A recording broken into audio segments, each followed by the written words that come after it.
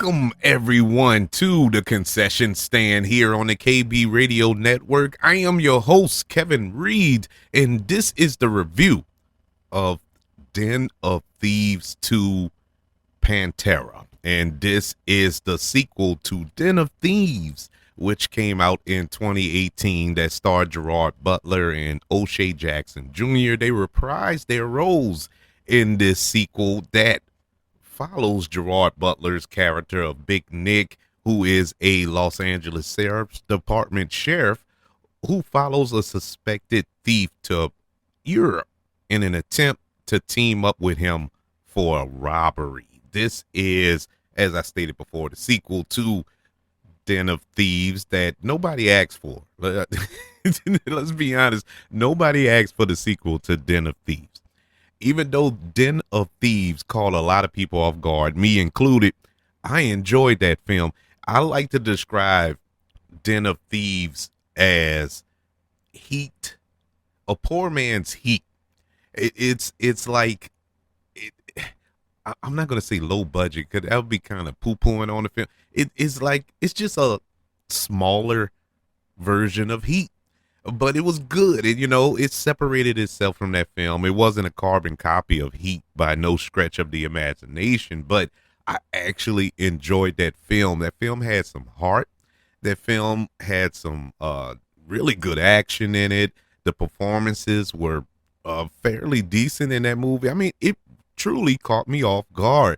One of Gerard Butler's best films as far as his acting is concerned. And I'm a huge fan of Gerard Butler. I think he's a very underrated actor. If given the right role, he can really act. He's not just this generic action star, and it really shined in Den of Thieves. And so we get to Den of Thieves 2, and okay, are we going to up the ante?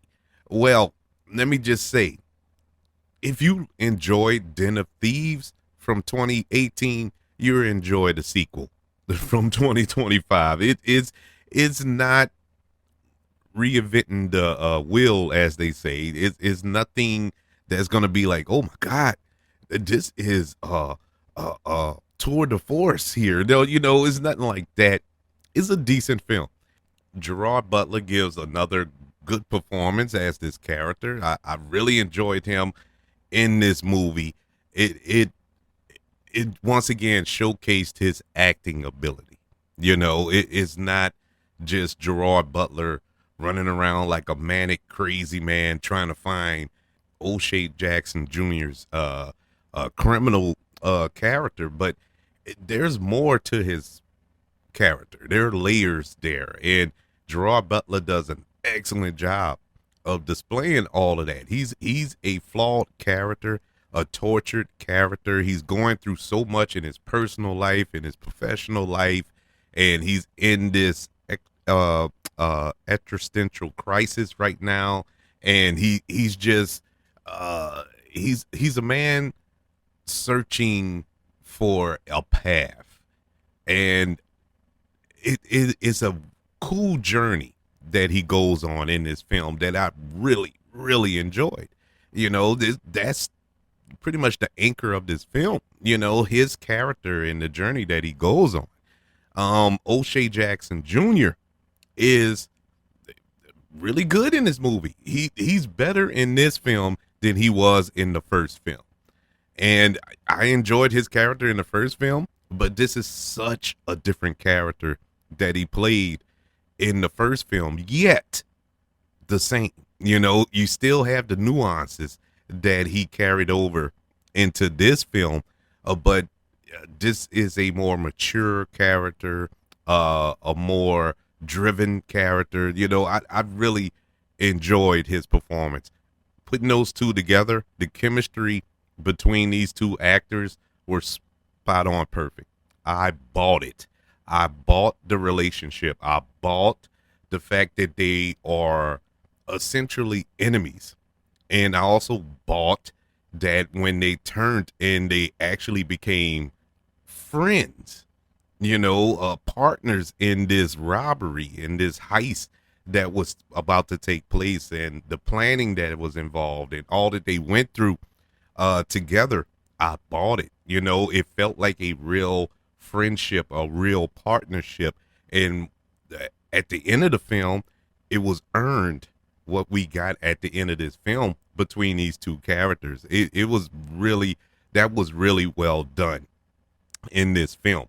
If you're going into this movie, expecting a turn your brain off, just action film, I'm sorry to, I'm sorry to inform you, you're not going to get that. There's really no action in this movie. This is a true heist film, a heist.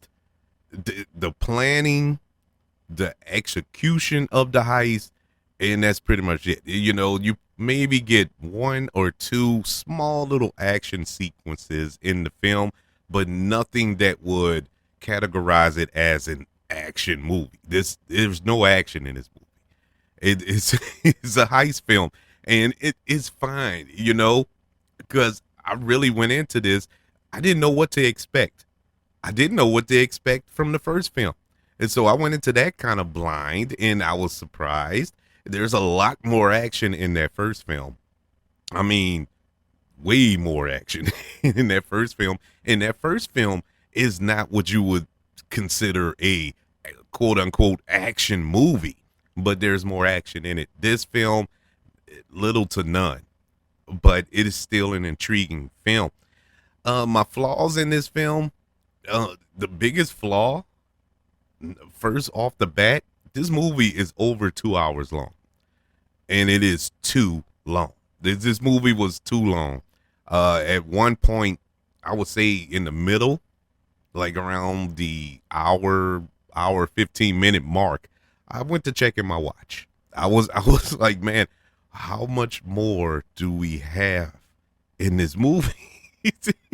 In some of the stuff in there I was enjoying.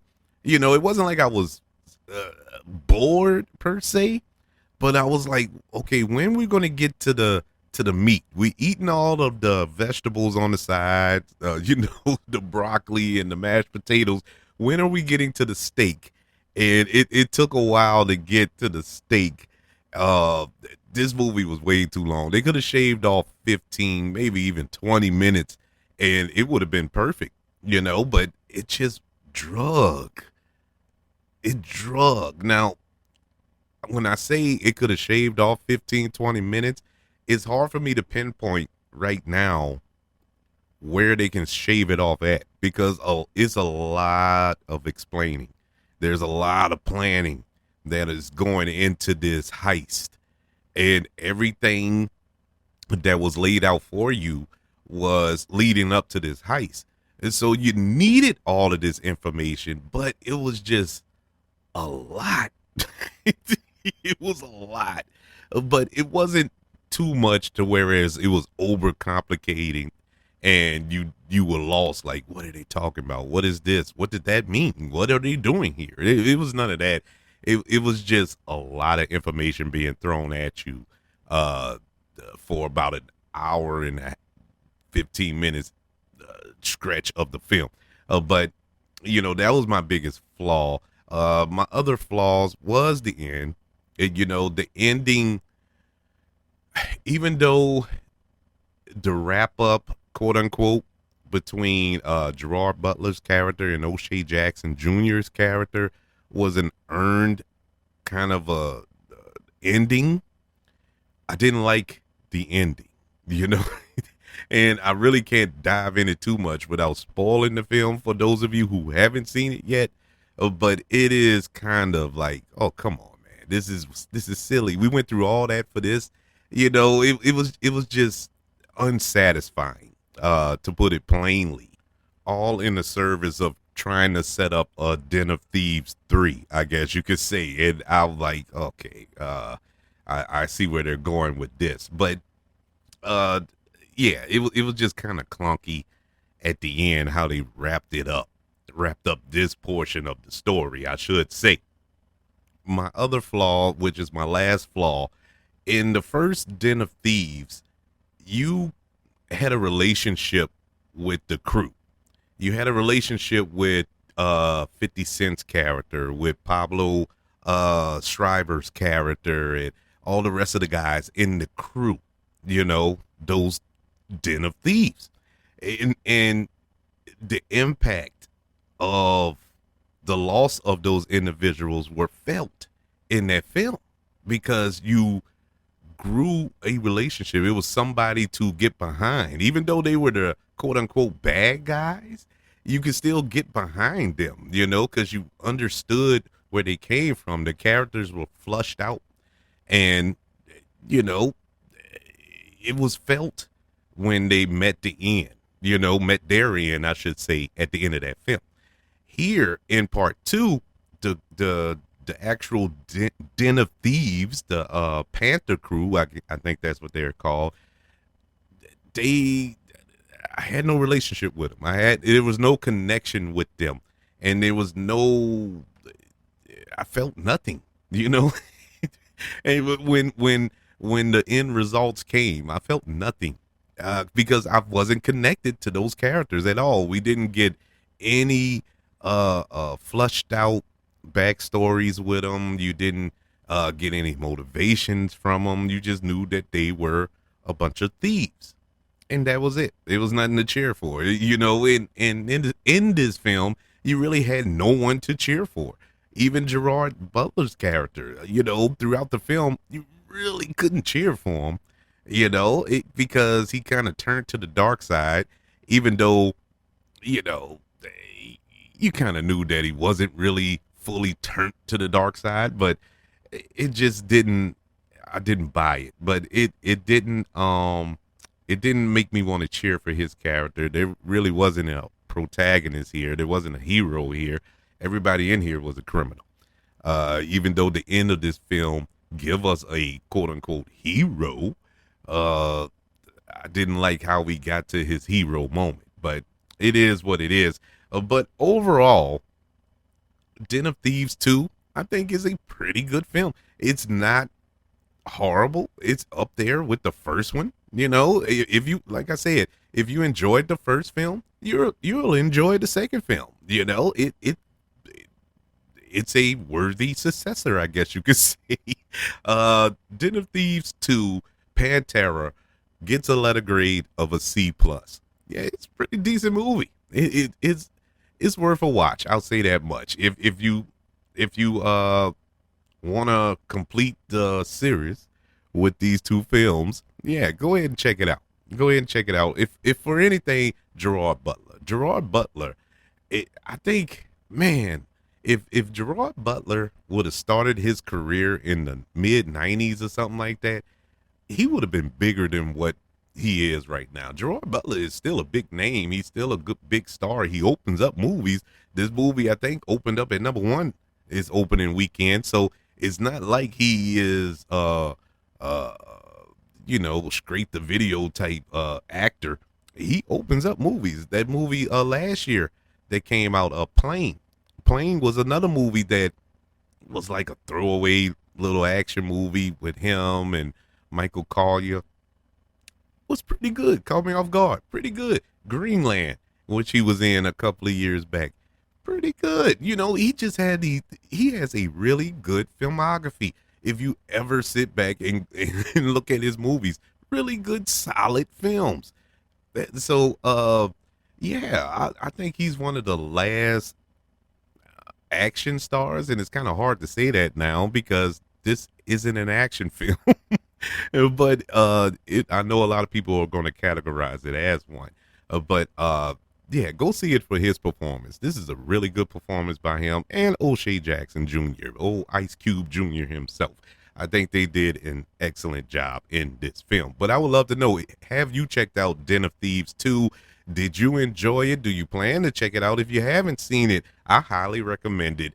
Email the show, kbradiopodcast@gmail.com. You can also search for the show on all social media platforms. Just search for the KB Radio Network. Also, don't forget about YouTube. Subscribe to the KB Radio Network channel on YouTube and like this video, please.